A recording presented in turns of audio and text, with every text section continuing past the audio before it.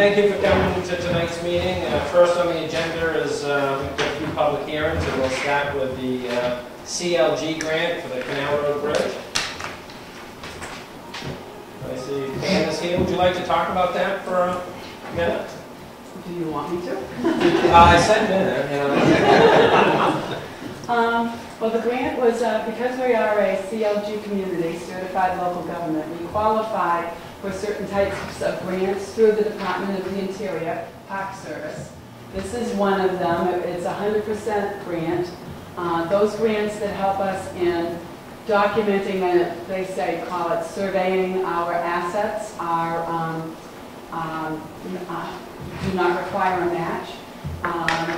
2 years ago, we received $20,500 to do a mill site research, and we had a team of archaeologists. They surveyed and documented 18 different mill sites and dams. This was one of them. Each of them was determined to be National Registry eligible. And so this year, there's a lot of work I think needs to be done at Newichawannock to save the canal, and also work that we want to be done, that needs to be done to preserve the bridge. So we applied for the $6,500 are required to nominate that, hire a professional consultant to nominate that for the National Register. And we were granted the $6,500. In fact, I received a letter from DHR saying we received more points than any other applicant. So Nice. They liked what we have in mind, and I'm here to answer any questions. You guys have any questions? The last grant that we received, was that the union's? No, it was a mill site. That was a CLG too. It was a mill site. That was two. This is the third one that we have applied for, and the third one that we have received. How much was the first one? 11,000, 10,500 or 11. It was to document, survey all of Union Village. We did all the way from the Milton line to the crossing at 16 and all the side streets in the village. So we have all of that information documented. So that brings us almost to 40,000. Where's Acton parking this? That's a very good question, thank you.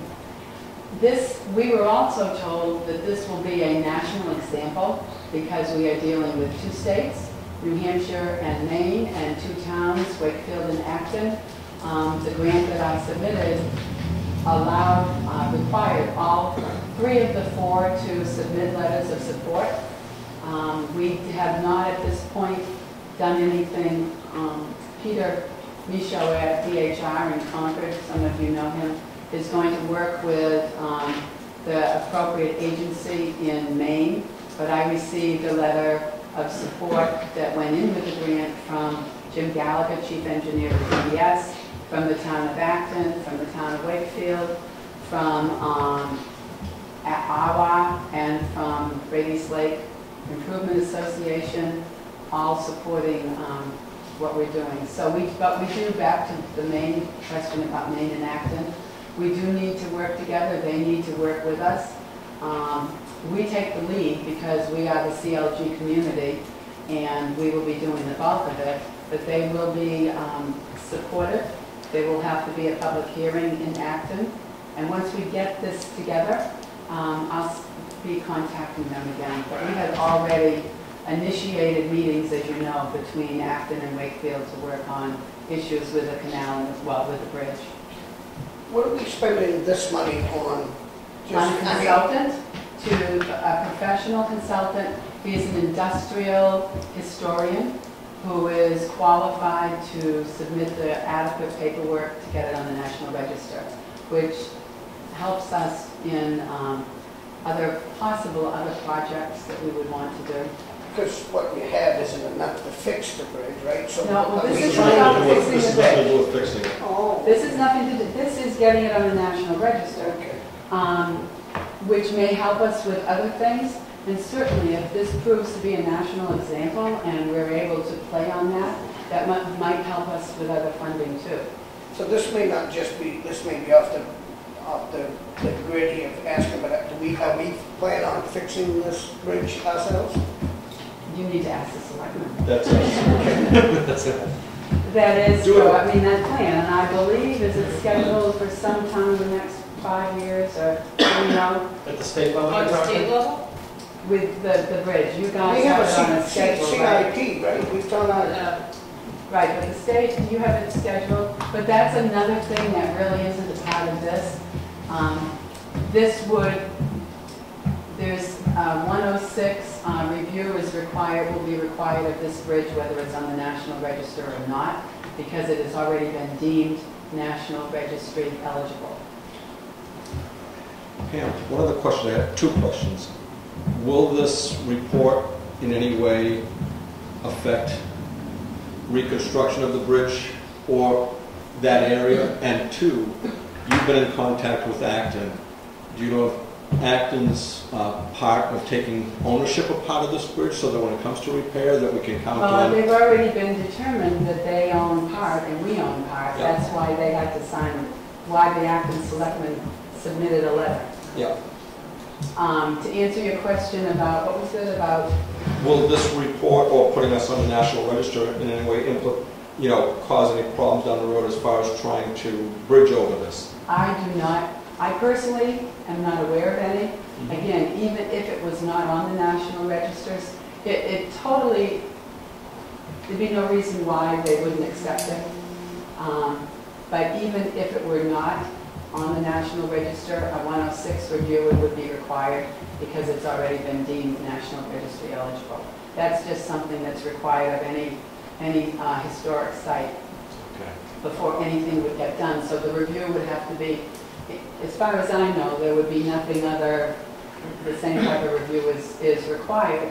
This report that you're doing with this, could we use that report as answering that 106 review that you're talking about? It's part of it. It is done through the state. I mean, they'll have the information. They get all this information. But what we're talking about is putting the site on the National Register. Right. There isn't really a report. I mean, the consultant has to, there's a lot of paperwork, a lot of research, a lot has already been done. That's why it's only, remember, the canal is a large area as well as the bridge. We're talking about putting the entire area on the National Register. The only part that's owned by Wakefield is part of the bridge. The bridge is owned by Acton. The other two property owners are the state of Maine and the state of New Hampshire.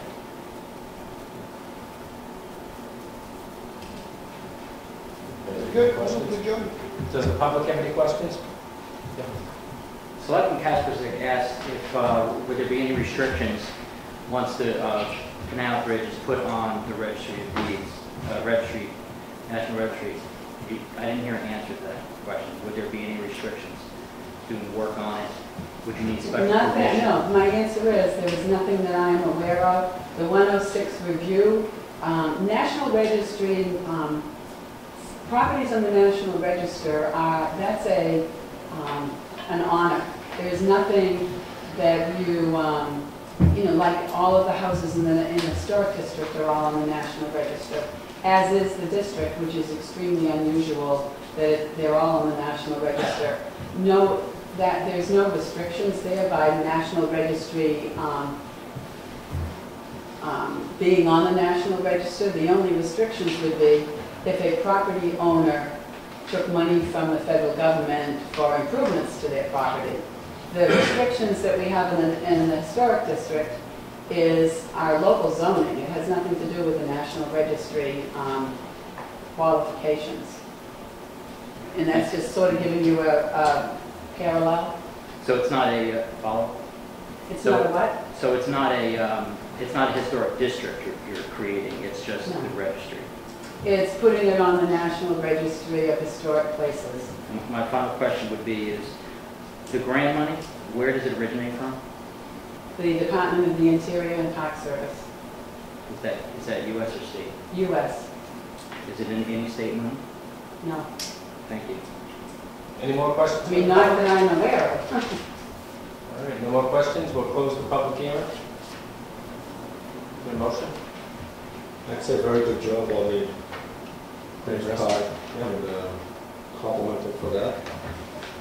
Make a motion to accept. I'll second. Any more discussion? All in favor? Aye. Ready to go through it, huh? Right here. Once that's signed, it goes back to Concord. And if the time starts running from then, it has to go through the Governor's Council and DHR, and it goes back to the Park Service and back to us until it comes back. We can start working on the contract, on getting the contract together, but we can't actually start work. The time that the Heritage Commission has spent already will count as volunteer time, which is what I put. We didn't need to do it, but I put a lot of volunteer time in the grant application. So it will start hopefully by August 15th, which I think is the date on there. Once it's Yeah, signed. 15th, yeah, through September 30th, 2013. So it's two spots, this page and the other page. So you print your name, and probably just have this and your signature. Signature, and then I'm going to write the town, and then the next page, and then the town clerk has to be the back page. That back page, Pam, if you wouldn't mind picking that up and kind of going over that Yeah. with Monique, I know you did that. I will. before. Is she in? She's in She's in tomorrow. tomorrow. Yep.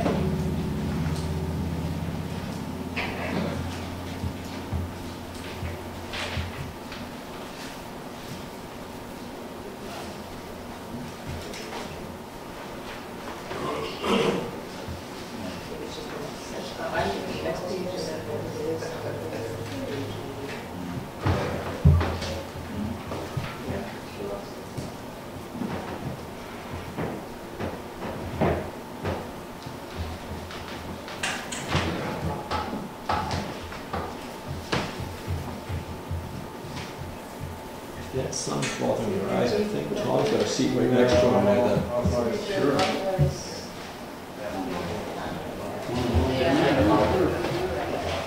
Thank you, sir.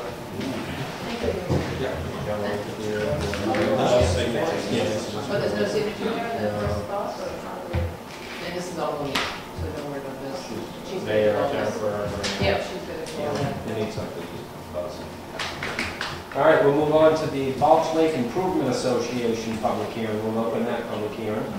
They're requesting $3,500 for invasive species from our capital reserve fund. Do you know the balance in that? Capital reserve for the applications. Wasn't it going to be like 24,000? What was it? Yeah. You just got your new. So we're going to have 15, 14, so. 14 or something. It was only good question. We spent that on 24,000. Everybody else. Yeah, so we have 17.5, which brings down, brings down 14. 14 is what's on it. Balch Lake had talked quite a bit last time. Do you guys need to get them on again? Any questions from the public? This is invasive species prevention from the Balch Lake Improvement Association. Does Balch Lake have any questions? No, we don't have any questions. We're here to answer a lot of questions, but we don't really have any. What does this $3,500 do? Other than when we were here, when my wife and I were here a couple of weeks ago, the question came up about the two other towns that were kind of non-supportive. Since that time, we've met with both the acting selectmen, 2 out of the 3 selectmen are new. All 3 selectmen live on a lake, and all 3 are very concerned, and we met with them for 2.5 hours, went over our history and the need for them to support us, and all 3 selectmen were supportive when we came to get out of the meeting. And what we need to do is, when they submit their warrant in January, we're going to submit an application, and they're going to support the amount of money that we asked for. The same day, or that night, I met with the Newfield Selectmen. This is the 3rd year that we've met with the Newfield Selectmen. The first 2 years were very unsuccessful. None of the selectmen was supporting us. They have a new lady selectman, I forget her name. Wanda Neville, sweetheart. She's wonderful. I can't say enough about her. She's very supportive. She, after we talked for a while and talked about some of our accomplishments on the lake, all three selectmen said the same thing as the acting selectmen, that they would support us in their January warrant. Yeah. So I'm looking forward to They can't do anything. to getting money from both. Ask them during the budget season, remind them, and move up from there. And again, I can't say enough about the $10,000 that you folks gave us 2 years ago, because we were on the brink, and that $10,000 actually brought us back. I was just talking to a gentleman who went out to New York to a lake, and the lake was 32 miles long, 400 feet deep, and they couldn't even swim in it. It was just so infested, the fish were dying everywhere, there's just no oxygen in it. So, Well, exactly. anybody that talks to you about totally eradicating variable milfoil, they don't know what they're talking about. Once it's in the lake, you can control it, but You'll never get it all. you'll never get it all. I think a perfect example of this is right on 153, just where the bridge is as the Woodman Lake comes into the Balch River. Last year we had that small section next to the firehouse treated. It's only about maybe 50 feet wide and maybe 100 feet long, just before the bridge that blew out a few years ago. Yeah. And the treatment must have missed just a few pieces of milfoil, because now it's very interesting to go back there and look to see how much milfoil is back. It's probably on the left-hand side, this is looking on the Balch side, there's probably a 20 by 50 foot section of nothing but the heaviest milfoil. Some of it's above the water already. And on the right-hand side, 20 feet down, the same thing, maybe 20 by 40 foot section of milfoil. That's how quickly it goes back. Do you take sections of the lake to treat each year? Do you focus on one section at a time? Is that what you do? It's not one section. Well, I think... I'm just curious, do you have like the buoys captain- and stuff way down at the main side right now? Well, And I know- the captain of our ship is here, and he's the engineer who's pretty much designed all of the new features in the boat, and he sets up the schedule. So, Nick, you want to talk about this? This is Nick Stanfield. Mainly it's due to the topography of the lake and the water. In Balch, our river comes in from Bellow Lake. That's where our milfoil originally started. But once it gets into a water body, it doesn't know any boundaries. It'll go out and go into Maine. So it came into New Hampshire, went to Maine. In the New Hampshire end, it tends, because it's farther from the dam, the water tends to be shallower. Milfoil only grows from 12 feet, less than 12 feet. So any place that's out in the lake that's deep, generally you won't have it. But so in the upper ends of the lake, in the New Hampshire end particularly, we have a heavier infestation than we do in Maine. But all of the coves in Maine and down near the dam where it gets shallows out again, then we do get Is that where all heavy. those buoy looking That's where things all the are? buoys are. You So when you see, try to yeah. drive your boat down there, that's a milfoil treatment? That's a thing where you're milfoil treatment. We put those markers out, and then that helps the divers go when they're underwater find the milfoil. It's a spotting technique. pulling. So in New Hampshire side, you wouldn't do that? You We would do the just- same. Oh, you do? But New Hampshire, because New Hampshire allows for chemical treatment, Treatment, you do the... there's certain areas that are shallow and very muddy up there. In fact, that Chicks Dam that used to be, you probably know, was a lumber mill.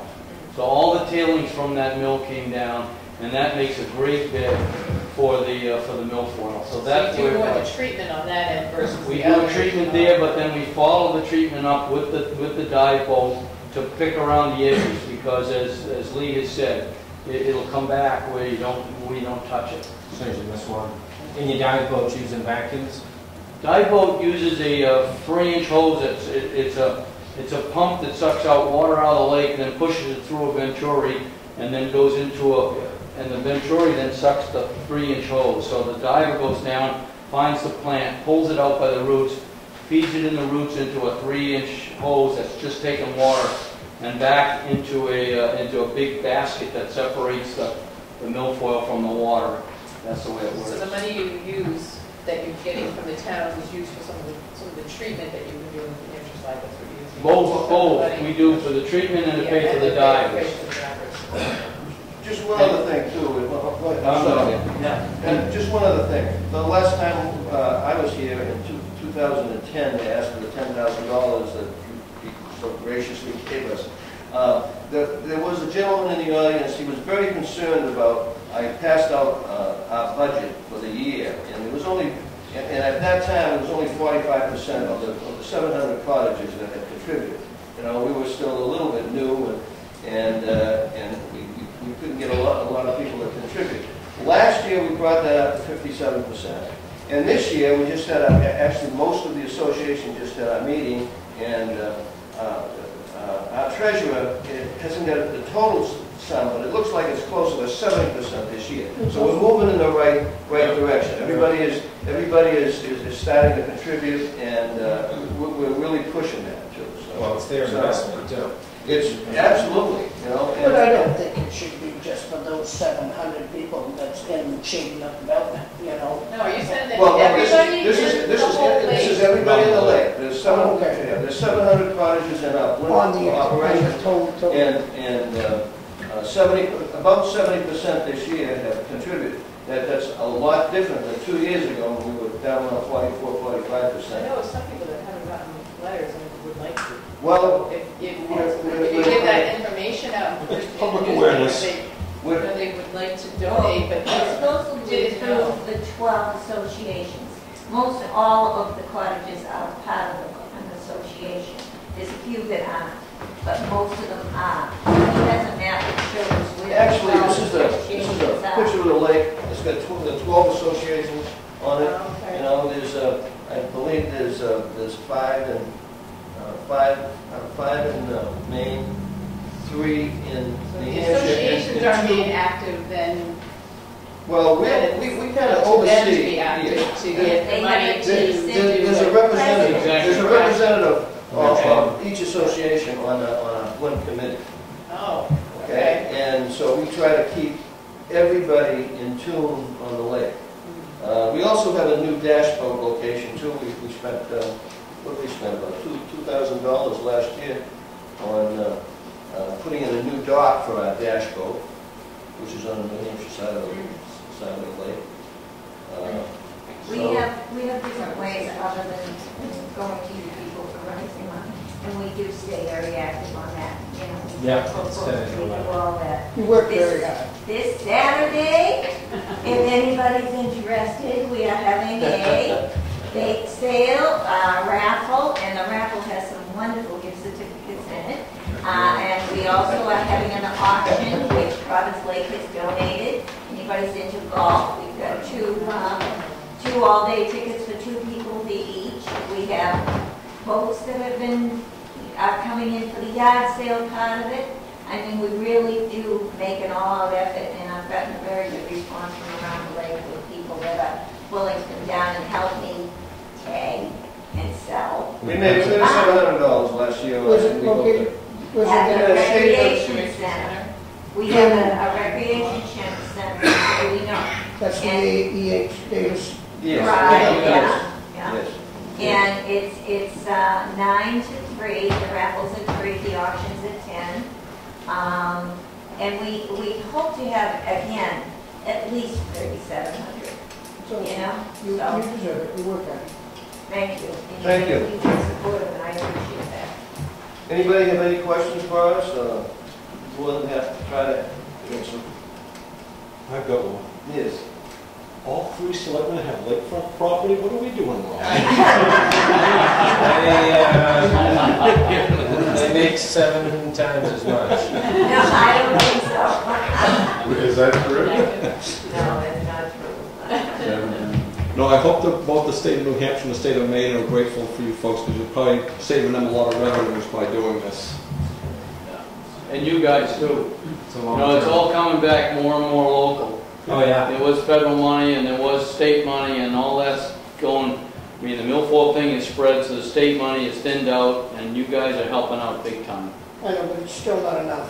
Everybody needs to contribute as equal. I mean, it's all benefits each in each community, so there's no reason for anybody not to contribute. We agree. Well, one of the dilemmas New Hampshire has to face, though, that there are nearly 100 lakes now that have the problem. And when we first got in 2001, there was only like 12 or 13 lakes, so they were able to contribute to us with a grant. Yeah. But we haven't got any grant money from them since 2005, I think, was the last year. Is there a milfoil fee when you register your boats in New Hampshire? Or just me? Just me. It's part of your registration in New Hampshire, I believe. Yeah. Do you get any of that money, or is it just go right to the state? Because the state's not contributing anything, correct? State of Maine, the only thing the state of Maine contributes to us is this year they gave us a grant of $385 for boat inspections. It's going to cost us nearly $1,000, and they've contributed $385. Has It's a New Hampshire- courtesy boat inspection. Has New Hampshire contributed any? No. I think so. I mean, that's a shame by itself. But we do get a lot of help from New Hampshire and Maine from their DEPs because, you know, if we see some species that we don't know what it is, we send it off and Amy Smagola will come right back to us and tell us. So those people are aware of what the problem is. Invasive species is going to be here. It's not going away. I think it's a big lake over in New York that's got something like Lake Champlain. Lake Champlain has got something like 26 different invasive species now. Well, both the state of New Hampshire and the state of Maine, the key people, and they're getting fewer and fewer. In fact, Maine just, they've only got 3 people working on invasive species now. They had 11 a few years ago. Now they're down to 3. And those 3 bust their hump. They're very supportive of us. It's just that they got a lot of lakes to cover.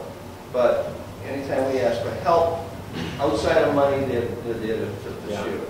I'm curious, does Fish and Game has a lot to lose if these lakes were to become over-infested? Do they contribute anything? Too busy buying conservation land.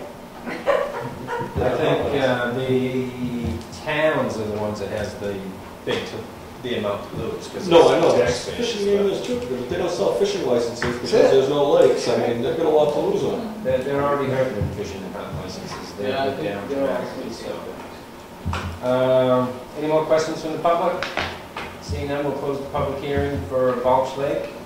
A motion? I'll make a motion. $3,500. I'll second it since I made the motion the last meeting. Yeah. Any more discussion?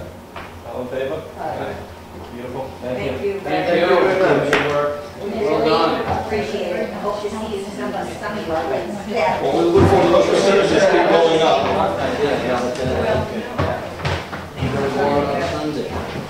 Well, you don't have to read, you know, you can still enjoy the reading. Ronnie. We'll actually have other guys on the lake on Saturday.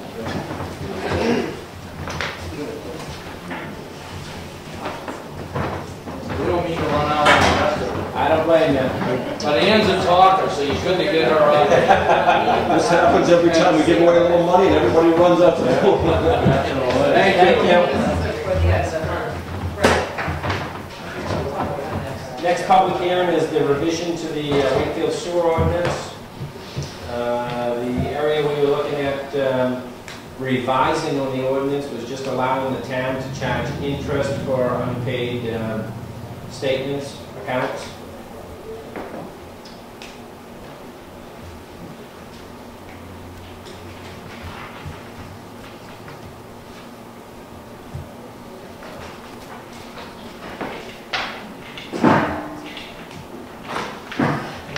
Looked at any other towns, is there any language as far as